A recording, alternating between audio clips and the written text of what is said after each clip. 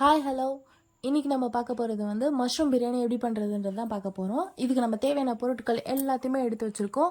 அரிசியை மட்டும் ஒரு 1 hour முன்னாடி நம்ம ஊற வச்சுருக்கோம். அப்போ தான் நல்லா சாஃப்டாக வந்து வரும் அப்படின்றதுக்காக. இப்போ நம்ம அடுப்பை ஆன் பண்ணி ஒரு குக்கரை வச்சு அதை ஹீட் பண்ணதுக்கப்புறமா நம்ம தேவையான அளவுக்கு ஆயில் சேர்த்து அதில் வந்து 1/2 ஸ்பூன் அளவுக்கு நான் சோம்பு சேர்த்துருக்கேன். சோம்பு பொரிஞ்சு வந்ததும் ஹோல் கரம் மசாலாவை சேர்த்துக்க போகிறோம். இந்த பட்டை, லவங்கம், கிராம்பு, அன்னாச்சி பூ, ஏலக்காய் இதெல்லாமே சேர்த்துட்டு இது கூடவே 3 நம்பர் பச்சை மிளகாவையும் சேர்த்து வதக்க போகிறோம். இது நல்லா வதங்கினதுக்கப்புறமா நான் வந்து பெரிய சைஸ் ஆனியனாக ஸ்லைஸ் பண்ணி 2 நம்பர் எடுத்து வச்சுருக்கேன். இதை வந்து கூடவே சேர்த்து நம்ம பொன்னிறமாக வதக்க போகிறோம். நல்ல கோல்டன் ப்ரௌன் கலர் வர அளவுக்கு நம்ம வதக்கி எடுத்துக்க போகிறோம். இது நல்லா கோல்டன் ப்ரௌன் கலர் வந்ததுக்கு அப்புறமேட்டு ஒரே ஒரு பழுத்த தக்காளி, பெரிய தக்காளியை ஸ்லைஸ் பண்ணி இதையும் கூடயே சேர்த்துக்க போகிறேன். அதுக்கு முன்னாடி நான் 1 ஸ்பூன் கல்லுப்பு சேர்த்து நல்லா வெங்காயத்தை வதக்கிக்கிறேன். அது வதங்கி முடிச்சதுக்கப்புறம் இப்போ தக்காளியும் கூடவே சேர்த்துக்க போகிறேன் 1 நம்பர். இந்த தக்காளி நல்லா குழஞ்சி வரணும், மசிக்கணும் அப்படின்ற அவசியம் கிடையாது பிரியாணிக்கு. ஒரு ½ குக் ஆனதுக்கப்புறமேட்டு இது கூட நம்ம வந்து இஞ்சி பூண்டு விழுது சேர்த்துக்க போகிறோம். இஞ்சி பூண்டு விழுது நீங்கள் அளவாக சேர்த்தாலே பிரியாணியோட டேஸ்ட்டே மாறிடும். கம்மியாக சேர்த்தாலும் அந்தளவுக்கு டேஸ்ட் கொடுக்காது, அதிகமாக சேர்த்தாலும் திகட்டிடும். கரெக்டான குவான்டிட்டியில் சேர்த்திங்கன்னா அவ்வளோ டேஸ்ட்டாக பர்ஃபெக்டாக வரும் பிரியாணி. இஞ்சி பூண்டு விழுதையும் சேர்த்து நம்ம நல்லா வதக்கியாச்சு. நான் ஒரு 4 ஸ்பூன் போல் இஞ்சி பூண்டு விழுது சேர்த்துருக்கேன். இது கூட பிளெயின் சில்லி பவுடரை ஒரு 1½ ஸ்பூன் அளவுக்கு சேர்த்துருக்கேன். நான் காரம் கம்மியாக தான் சேர்த்துருக்கேன். தனி மிளகாத்தூள் 1½ ஸ்பூன் சேர்த்து இது எண்ணெய் பிரிஞ்சு வர அளவுக்கு நல்லா வதக்கிடுங்க.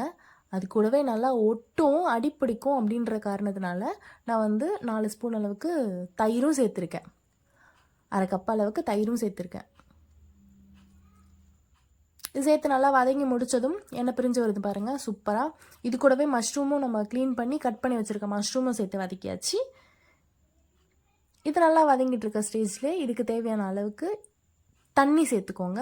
1 டம்ளர் அரிசிக்கு 1½ டம்ளர் அளவுக்கு நம்ம தண்ணி சேர்த்து கிளறி விட்டு கொதி வர வரைக்கும் வெயிட் பண்ணலாம். சூப்பராக இப்போ கொதி வந்துச்சு. கொதி வந்த உடனே நம்ம வந்து ஊற வச்சுருந்த அரிசியை வாஷ் பண்ணி ட்ரெயின் பண்ணி இப்போ நம்ம சேர்த்துக்கிறோம்.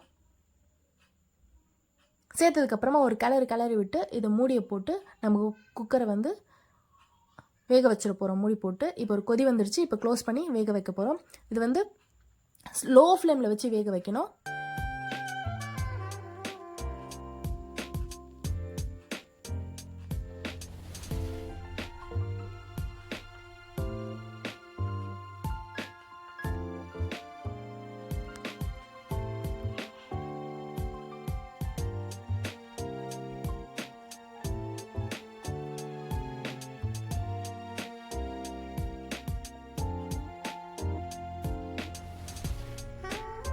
பிரியாணி பொறுத்த வரைக்கும் நீங்கள் எந்த அளவுக்கு சிம்மில் வச்சு வேக வைக்கிறீங்களோ அந்த அளவுக்கு பஞ்சு மாதிரி உதிரியாக வரும் சாப்பாடு. பாருங்கள், சூப்பராக ரெடி ஆகிடுச்சு. இப்போ நம்ம குக்கரை ஓப்பன் பண்ணி பாருங்கள்.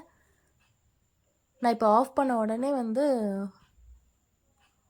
ஓப்பன் பண்ணி எடுக்கிறேன் ரைஸை.